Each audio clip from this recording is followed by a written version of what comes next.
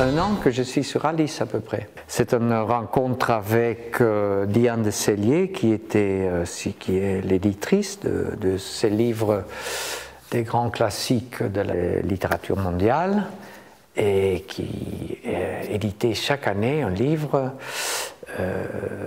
Ce texte-là, ce texte classique, la Divina Commedia, Homère, l'Iliade, l'Odyssée, les fables de La Fontaine, le Faust de Goethe, etc. Maintenant, le dernier livre, c'est Baudelaire, Les Fleurs du Mal, et tout richement illustré, magnifiquement reproduit. Ce sont des livres magnifiques. Et bon, un des textes classiques de la littérature occidentale, c'est quand même Alice au pays des merveilles. Et voilà, elle m'a demandé à moi de faire des illustrations. C'était toujours un de mes livres préférés par toutes ces histoires fantaisistes, mystérieuses, absurdes surtout, de cette petite fille qui vit ses aventures dans un rêve, mais ce sont des aventures très violentes, des trucs, etc. M'a toujours fasciné. Et là, elle me demande de faire des illustrations. C'était comme un rêve, tu vois. Mais c'était un piège aussi en même temps, parce que le monde que je peins librement comme peintre, comme artiste, a été plusieurs fois lié comparé par des critiques d'art avec le monde d'Alice, tu vois.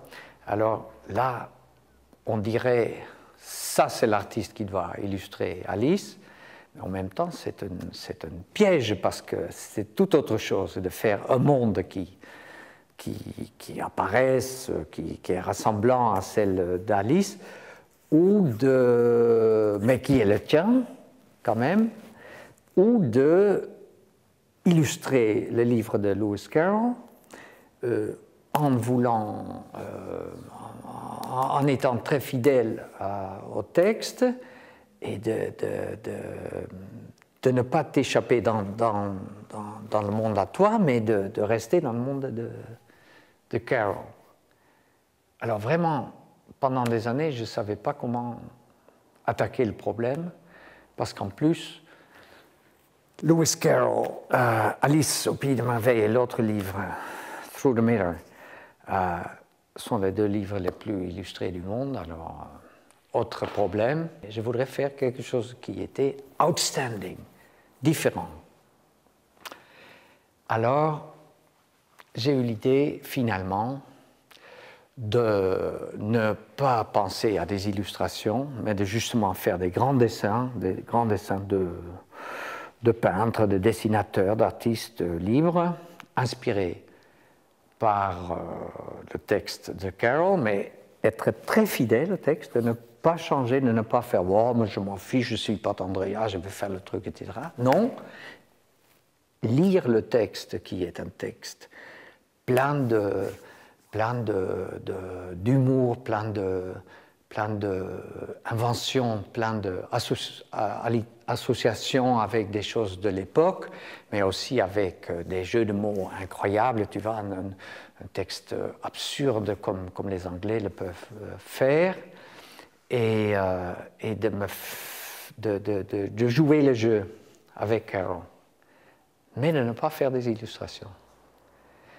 Et finalement, pour concevoir le livre, pour faire un livre intéressant, avec le texte de Carroll, de prendre des détails de mes grands dessins, parce que ce sont des grands dessins de 1,50 m par 1,80 m ou 2 mètres, de faire comme avec une caméra, zoom, d'entrer dans les dessins, de choisir des détails qui peuvent faire le page à côté d'un texte. Et même intégrer le texte avec des détails, des détails presque abstraits. Tu vas presque vers le molécule du pigment de la peinture, tu vois.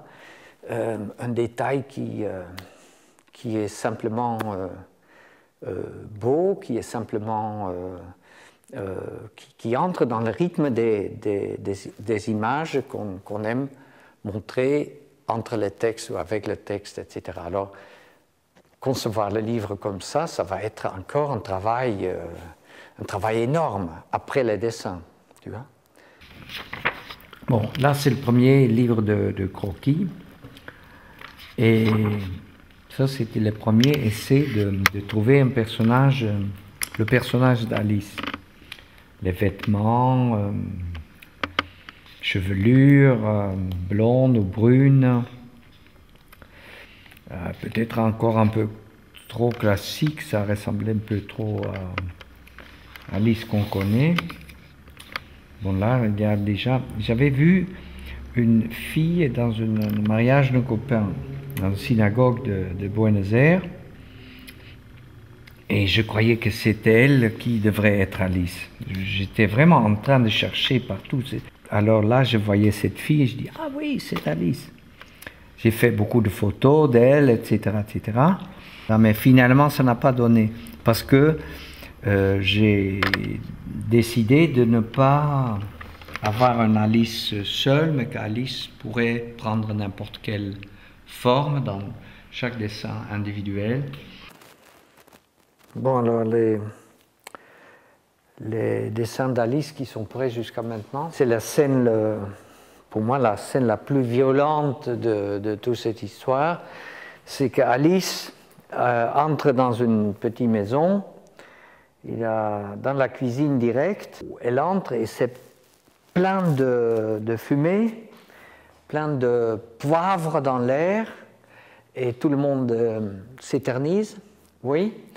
Et bon, il y a quelqu'un, une cuisinière, une femme qui cuisine, et il y a une femme très laide qui est la duchesse, qui a un bébé dans les bras, et il y a la première apparence du Cheshire Cat, le chat avec cet énorme sourire qui va apparaître plus tard dans l'histoire et qui sera comme une des scènes emblématiques d'Alice.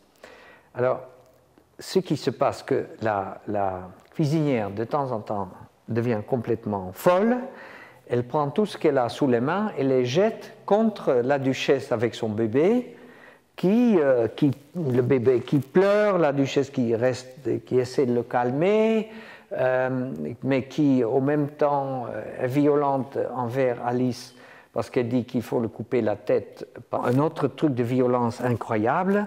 Et bon, elle a un bébé qui est très laid aussi, qui va plus tard dans l'histoire devenir un cochon, quand la duchesse l'a passé à Alice. Et bon, bah, tu vois la cuisinière qui est devenue folle et qui tire tous les assiettes, etc. Contre ces deux-là, qui ne réagissent pas, qui pleurent, qui trussent, etc. Ici, par exemple, ça sont des choses qui sont importantes. Carol fait un jeu de mots avec axe, qui est hache, non, en français, et un axe de la terre, qui est l'axe de la terre. Alors voilà, je suis content quand je peux traduire ça en dessin direct, parce que c'est quand même ça, tout son jeu, plus que les aventures terribles d'Alice, c'est ces jeux de mots qui reviennent tout le temps, qui font le jus de cette histoire, tu vois.